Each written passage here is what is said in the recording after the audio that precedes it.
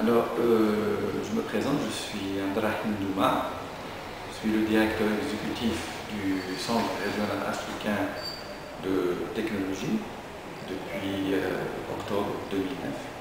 J'ai été élu par 31 pays membres, des pays africains, pour diriger cette institution de la science et technologie sur le continent africain.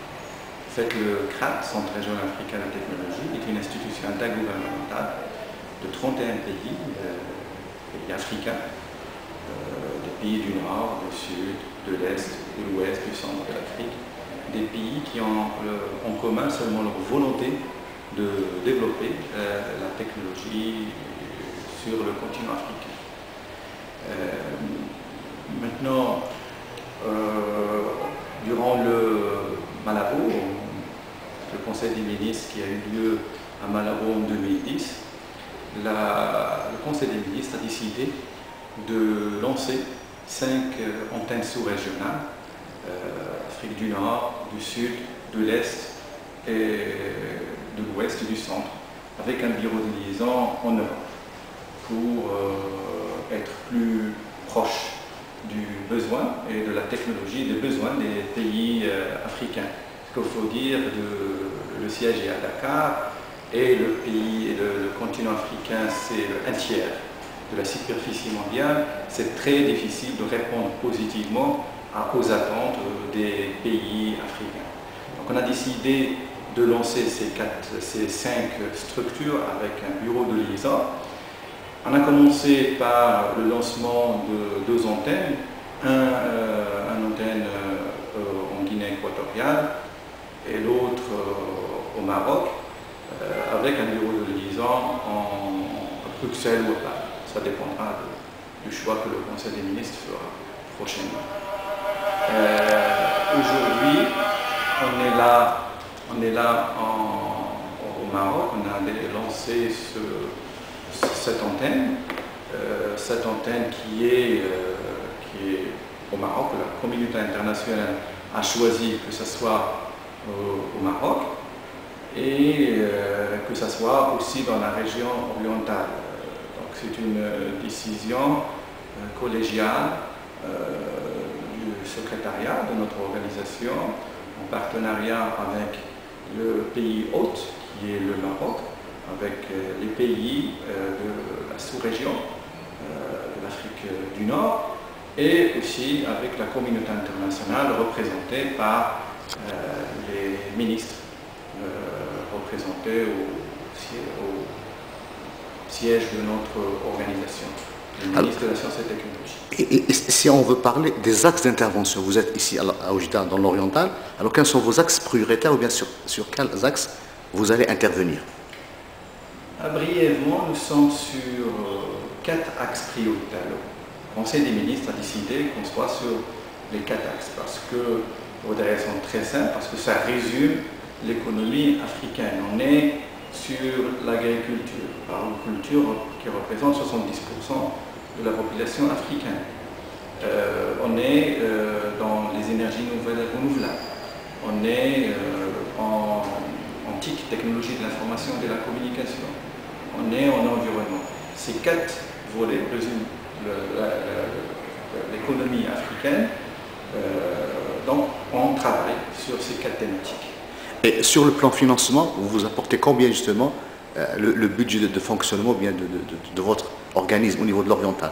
Alors, au niveau de notre organisation, je vous explique un petit peu comment financer notre organisation. C'est une organisation comme toutes les autres, comme les Nations Unies, comme l'UNESCO, comme n'importe quelle organisation. C'est financé directement par les États membres de notre organisation. On a une dotation accréditée par les pays selon leur PIB et selon le programme qu'on présente aux États. Alors, nous vivons de la contribution des États membres, mais aussi nous levons des fonds pour le développement du continent africain. Alors, le centre qui est lancé ici à Oujda a la capacité d'absorber 200 millions de dollars avec les ressources humaines qu'on a voulu lui donner, a la capacité d'absorber 200 millions de dollars annuellement, dont 60% resteraient ici dans la région orientale.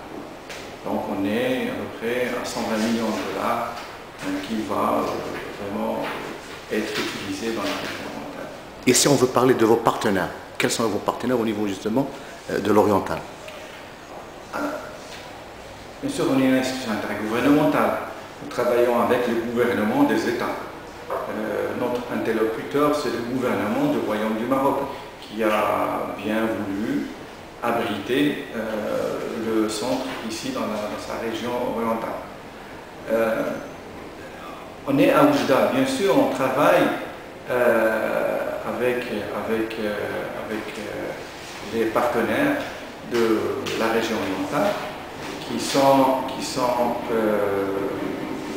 sûr la wilaya de la région orientale, avec le ministre de l'enseignement supérieur qui est représenté par monsieur le président de l'université Mohamed VI, et avec l'agence de l'oriental et avec la région, bien sûr, en addition à la ville d'Oujda. Ce sont les organisations majeures qui gouvernent la région orientale. Et si on veut parler, qu'est-ce que vous allez apporter à la région comme expérience, comme savoir-faire? Vous avez parlé du volet matériel et financier, et maintenant sur le plan du savoir-faire. C'est un financement majeur. Bien sûr, il faut dire déjà cela, en addition à ce qui se fait déjà dans la région orientale. Sa Majesté a lancé un grand chantier dans la région depuis une dizaine d'années. Un chantier dans tous les domaines. Sur cela, Sa Majesté a donné le même chantier dans toutes les régions du royaume, en particulier la région orientale. Donc il y a déjà des choses qui se passent dans la région orientale. Nous sommes un chantier de plus qui est maintenant aujourd'hui dans la région orientale. Nous apportons un financement sûr annuellement à la région orientale de l'ordre estimé à 200 millions de dollars. Donc nous sommes un catalyseur de développement de la région orientale. Nous participons en partenariat avec toutes ces agences-là qui sont pensées dans la région orientale, main dans la main, pour pouvoir participer positivement au développement de la région. Alors, et si on veut, quel est votre appel en quelque sorte à vos partenaires et à vos collaborateurs? Alors, mon appel est très simple. C'est une organisation majeure dans le domaine de la science et technologie qui est aujourd'hui dans la région orientale. La région orientale, désormais aujourd'hui, c'est la capitale de la technologie de l'Afrique du Nord au moins.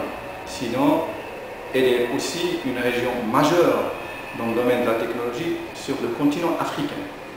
On souhaite travailler ensemble avec ces acteurs de la région orientale, avec la population de la région orientale, pour qu'on puisse avoir un impact positif et répondre aux attentes des Marocains, de l'Afrique du Nord et des Africains dans le domaine du développement de capacités en sciences et technologies de la population africaine.